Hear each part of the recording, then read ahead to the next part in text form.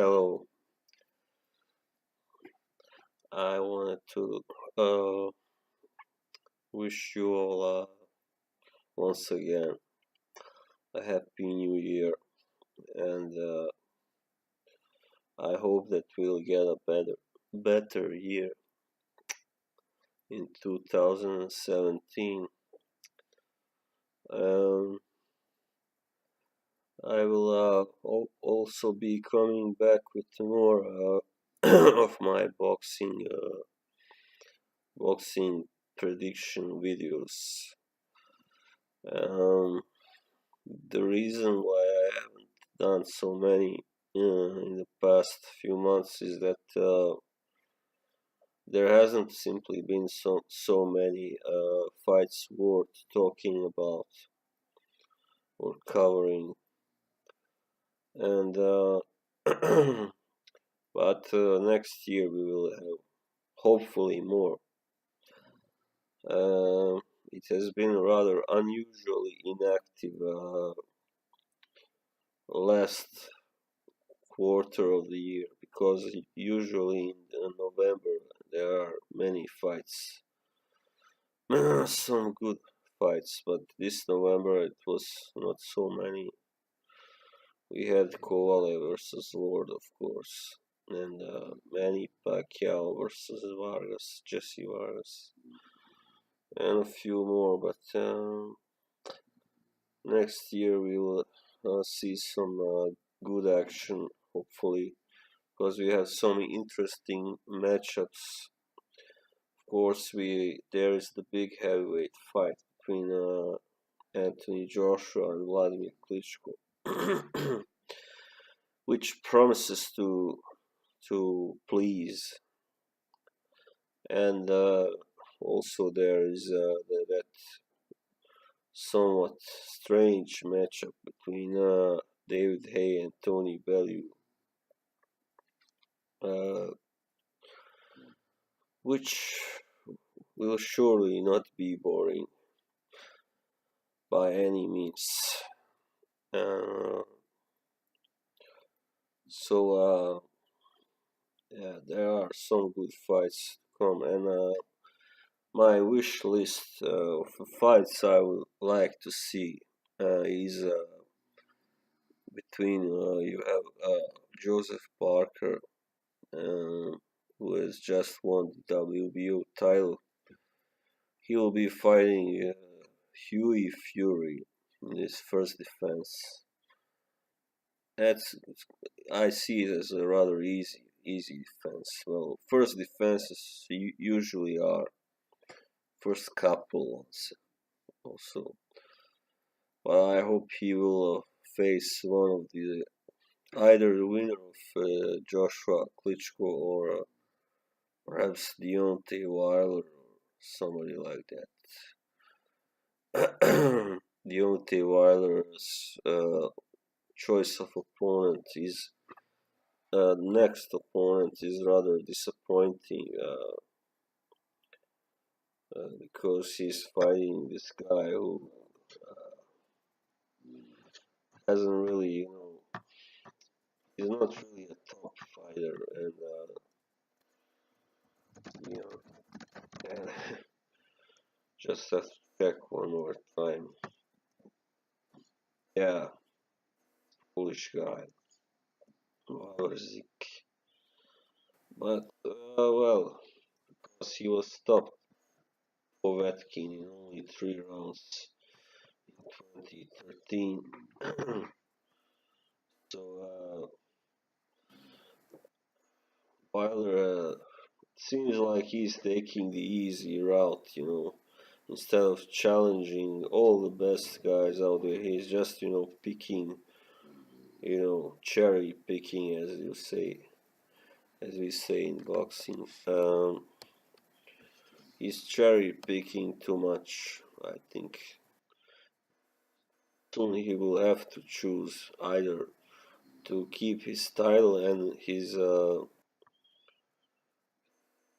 respect, his self-respect, and his integrity as a world champ, and or just keep fighting the easy guys. But I reckon a fight with Joshua, if he beats Klitschko, isn't that far down the lane, because it will be a clamoring between those two big guys who are right now seem to be the biggest stars in heavyweight. But as I said, Joseph Parker is someone who can challenge that. And well, who else do we have in that division? Let's see. We have. Mhm. I'm using box track, which is really good for. Yeah, of course, Luis Ortiz. Yeah, him too. I would like to see fighting someone like Wilder or Joshua or Parker. And this guy is 7, so he's not getting any younger. He's not gonna be there forever. And yeah, this thing I don't get really curious there. Box track has ranked Kubrat Pulev ahead of Parker, despite the fact that lost already and by stoppage to Klitschko, and Parker hasn't yet lost. And he is holding the WBO title while Pulev is holding this really significant WBA Intercontinental title. So I'm not being down on Pulev. He's a good fighter, definitely, and I liked how he really went all out against Vladimir, but his power is somewhat questionable, and he's a good technical fighter, but he's a really big, sometimes clumsy and awkward guy. But so are many others you can say today. I really don't like that the heavyweight division has become a division for these huge guys. You have to be almost like 6'5" today to to qualify as big enough for that division, or 6'4" at least. And today a guy that is 6'3" is small. He's considered rather small for it, because so many guys are. Wilder is 6'7", and Klitschko and Fury and Joshua are 6'6", and Tyson is 6'9", and Hughie Fury is 6'6", and well, Ortiz is 6'4", so I think he's just that size for a heavyweight. Because these really big guys, they can't always move so well, and they tend to clinch too much, and they are kind of not always that exciting to watch. But Joshua is really good at he's very athletic for his size. He moves well and he's always offensive. He's seldom boring. That's good. So I hope he can really take over the division, because Wilder isn't doing enough to do that. Yeah, that was about heavyweights. And we have some. Well, I would like to talk about a guy that's not so many talk about, but who is really good right now. He's from Montenegro, the WBC lightweight champion, Zlatican, aka Dynamite. I really like to see him fight like Linares, or perhaps, perhaps this guy Krola also, and all the best out there. Oh yeah, fighting Mikey Garcia on the 28th next month, or shall we say in 28 days exactly. That fight is definitely gonna be really, really exciting. Mikey hasn't fought at the lightweight yet, but I guess he has grown into a lightweight. He hasn't fought since January 2014, I think. No, yeah, that's right. He fought. I'm sorry, I'm so stupid. Fought this year, but that was his first fight in over 2 years. So yeah, he won the fight. It was even above lightweight, but it was against Elio Rojas. He's kind of, well, he's not that young anymore. And he's also had only one fight before that in the last 2 years. Anyway, I expect a really tough fight for both guys. Zlatican, well, of course, he's not the favorite here, but I think he is fast and a good fighter, skilled, and hits hard enough to put in danger, in jeopardy. And but I kind of expect Mikey to win in the end. It's going to be easy for Mikey. Oh, welterweights, of course, we have one of the most exciting prospects today, Errol Spence Jr., who is really, starting to come of age, and to see him fight the best guys like Thurman and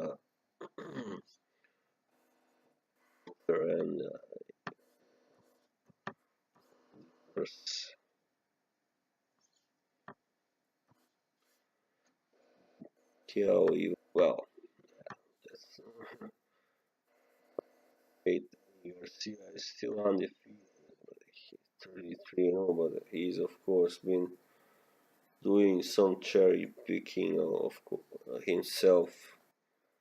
So I can't wait to really see him again, like he was against Matisse.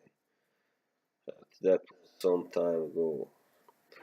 He really passed that test, flying colors. But now I'm not so sure. Amir Khan is there also. Still has only lost uh, to the G, of course. But I think Khan's decision to fight Canelo was kind of stupid. Uh, I don't know what the guy's next move is gonna be, but I think they should finally fight each other because that fight has been long in the making, and it's really the best British or English welterweight fight, of course, that can be made, and European also. So we really need to see that fight. Yeah. And yeah, in middleweight we have Triple G versus Danny Jacobs, which is the best fight, of course. Now it's the middleweight equivalent of the Kovalev versus Ward. The big fights are finally getting made, as many as possible, because we had a long period where there was really very few top guys were willing to fight each other. That really sucks, always pulling out or making excuses, blaming the other guy, and all that bullshit. Yeah, so I don't wanna this video too long, longer than it has to be, so I will just finish right now saying Happy New Year, and yeah, keep following boxing because No, nothing beats boxing. Forget UFC and all that crap. They may earn a lot of money, but it's boxing is has always been there, since the early times of man, and it remain. It will, you know. So, yeah, that's all I have to say. So long. Bye.